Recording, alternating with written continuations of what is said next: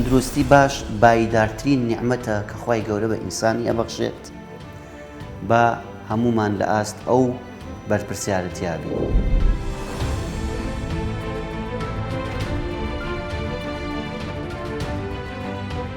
سڵاوی خوای گەورەتان لێبێت. من دکتۆر عومەر حەمەغالب هەورامیم، پسپۆڕی وردی نەشتەرگەری هەرسوجگەر و نەشتەرگەری بە ئامێری ناظور، هەڵگری بڕوانامەی دکتۆرام لە پسپۆڕی وردی نەشتەرگەری هەرسوجگەر لە تاوەری تەندروستی سمارت لە شاری سلێمانی.